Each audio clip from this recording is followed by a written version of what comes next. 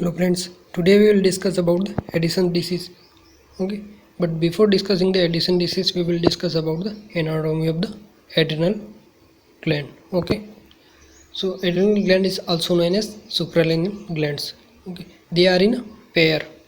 There is two adrenal glands. Okay, and located on the posterior abdominal wall and upper part of the each kidney.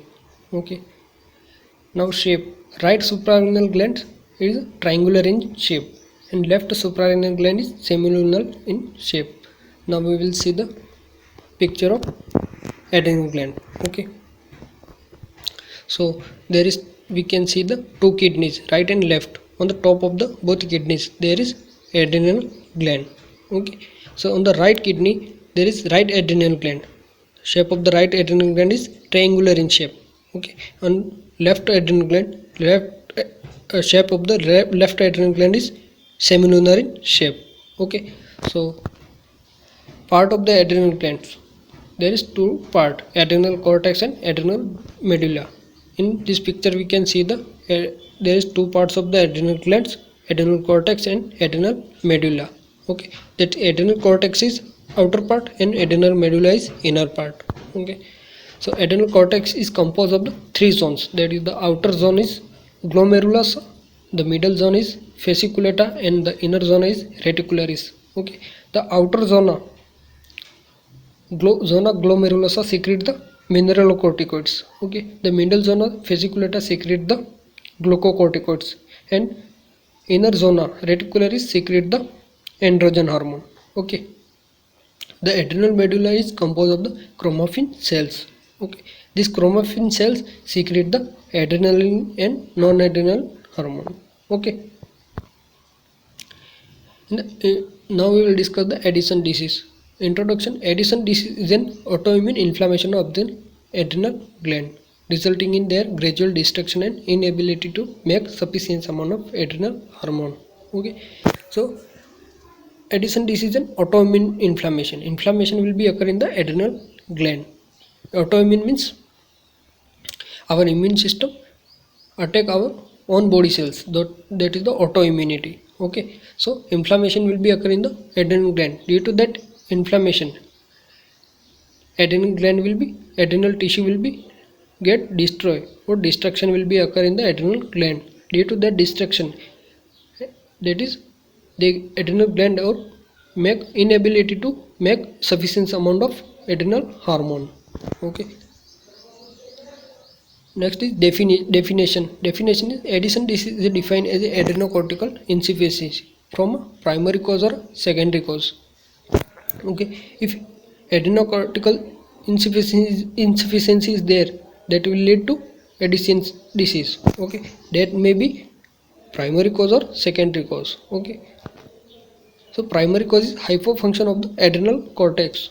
If adrenal cortex function is decreased, okay, so that is the primary cause. Okay, due to that hypofunction of the adrenal cortex, decrease the production of adrenal hormone.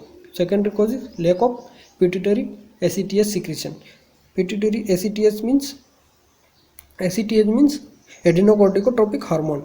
If this pituitary ACTH hormones decrease, okay, production of this ACTH secretion is decreased. Due to that, Addison disease will be occur. In the Addison disease, all three classes of adrenocorticoids are reduced, which glucocorticoids, mineralocorticoids and androgens, which is produced by the adrenal cortex. Okay. In the etiology, the most common cause of Addison disease in industrialized nation is autoimmune response. In the industrialized nation is most common cause of Addison disease autoimmune response. Okay, their immunity will be, body immunity will be attack on the body cells. That is the main cause in the industrialized nations. Adrenal tissue destroy. Okay, in the some people adrenal tissue will be destroyed. Okay, adrenal gland tissue will be destroyed. That destruction lead to low production of the adrenal hormone. Okay, due to that, if low production of the adrenal hormone will be there, so there is chances of Addison disease. Other causes include the infection, fungal infection, okay, acquired immunodeficiency syndrome and metastatic cancer. Okay, due to acquired immune deficiency syndrome and metastatic cancer will be cause for the tissue destruction or low production of adrenal hormone. Okay, iatrogenic Addison disease may be due to the adrenal hemorrhage, often related to anticoagulant therapy, antineoplastic chemotherapy, bilateral adrenalectomy. Okay, iatrogenic Addison disease may be due to the adrenal hemorrhage if bleeding occur on the adrenal gland. Okay, so that is the cause of iatrogenic Addisons and often related to anticoagulant therapy. If providing anticoagulant therapy to the persons, they may lead to iatrogenic Addison disease. Antineoplastic chemotherapy, okay, if providing chemotherapy to the persons or patient, so there may be chances of iatrogenic Addison disease. And bilateral adrenalectomy, if removing the both the adrenal glands. Adrenalectomy means removing of the adrenal glands. So if adrenal gland will be removed, so their production of the will be decreased. The production of the adrenal hormone will be decreased. So there is chances of iatrogenic or Addison disease. Next is pathophysiology. Pathophysiology means how disease process. Okay, due to the etiological factor, destruction of the adrenal cortex. Okay, if destruction of the adrenal tissue or adrenal gland tissue, okay, so their production of the adrenal is decreased, low production of the aldosterone hormone.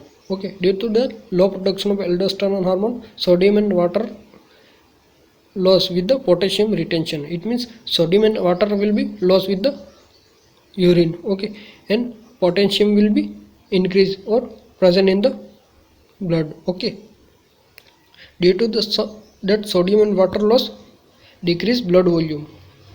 If water loss is there in the body, blood volume will be decreased. Okay, and this decreased blood volume lead to increased urea level in blood. Okay, potassium level will be increased and urea level will be increased in the blood. Now clinical manifestation. Because manifestations do not tend to become evident until 90% of the adrenal cortex is destroyed, the disease is often advanced before it is diagnosed. Okay, so clinical manifestation is weakness, person feel weakness, okay, fatigue, tiredness, weight loss, okay, their weight will be decreased. Anorexia, anorexia means unwanted fear of being overweight, person feel unwanted fear of overweight, so they will decrease their intake of food. Skin hyperpigmentation, a striking feature, is seen primarily in sun exposed area of the body at pressure points over joints and increases especially palmar creases. Okay, skin hyperpigmentation means dark patches on the skin or spots on the skin. It is most likely due to the increased secretion of extra lipotropin. Okay, these tropic hormones are increased because of the decrease in negative feedback and subsequent low corticosteroid level. Other frequent manifestations are orthostatic hypertension. Orthostatic hypotension means sudden increase in blood pressure when a person stand up from the sitting position or sleeping position. That time their blood pressure will be decreased. Hyponatremia. Hyponatremia means low level of sodium. Okay, that is the hyponatremia. And hyperkalemia. Hyperkalemia means high level of potassium level in the blood. Next is nausea and vomiting, diarrhea, irritability and depressions. This was the clinical manifestation of the Addison disease. Now we will see the diagnostic study. In the diagnostic study, for the identify the disease, okay, history and physical examination. Okay, complete history is important for getting information for problems. Okay, any past medical history, he is admitted for any adrenal gland surgery, any abdominal surgery, that should be history will be collected from the patient or relatives. Serum cortisol, okay, serum cortisol level should be assessed. Okay, their serum cortisol level is decrease or increase or normal. that should be assessed. Okay, serum ACTH, adrenocorticotropic hormone, that will be assessed with the help of laboratory. An ECG may show the low voltage and peak T waves caused by hyperkalemia. If potassium level will be increased, that will cause the T wave will be picked up. And CT scan and MRI are used to localize tumors or identify adrenal calcification or enlargement. Okay, CT scan and MRI are used for the calcification or enlargement of the CT scan adrenal gland. If adrenal gland will be enlarged or inflammation is there in the adrenal gland, that will be identified with the help of CT scan or MRI. Other abnormal laboratory findings include hyperkalemia, increased potassium level, hypochloremia, decreased potassium chlorine level in the blood. Okay, that is the hypochloremia. Hyponatremia, decrease the sodium level in the blood. Hypoglycemia, decrease the sugar level in the blood.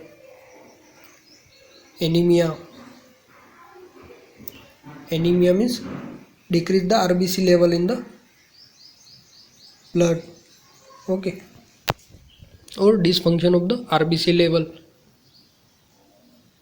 Increase blood urine nitrogen levels. Urine level of cortisol are low. Now management. The mainstay of treatment for the adrenocortical insufficiency is replacement therapy. If person having insufficiency of adrenocortical hormones, so best management is replacement therapy. Replace all the hormone which is lost by the adrenal gland. Daily glucocortical,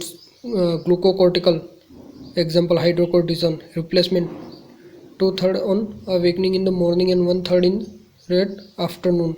Daily mineral corticoids in the morning will provide it to the patient. Salt additives for excess heat or humidity. Salt additives will be provided to the patient. Increase doses of the cortisol for stress or situation. Okay, if patient having stress or due to the hospitalization or any surgery, so increase the doses of cortisol hormone for decrease the stress. Complication, acute adrenal insufficiency. Okay, acute adrenal insufficiency, if adrenal complication is adrenal gland function is acutely decreased. A life-threatening emergency caused by the insufficiency of adrenal cortical hormone or a sudden sharp decrease in this hormone. If adrenal cortical hormone will be decreasing sharp, okay, Addison crisis is the trigger by the stress. If patient having stress, example from the infection, surgery, trauma, hemorrhage, okay, so that will lead to Addison crisis. The sudden withdrawal replacement therapy, if their replacement therapy is withdrawal. After adrenal surgery, okay, after adrenal surgery means after the surgery, removal of the adrenal gland or after the repairing of the adrenal gland, their function will be decreased. If adrenal gland will be removed with surgery, so their production of the hormone will be decreased or nil. Okay, sudden pituitary gland destruction, if destruction will be occur in the pituitary gland, so this will be cause of Addison crisis. Clinical manifestation, hypotension may lead to shock.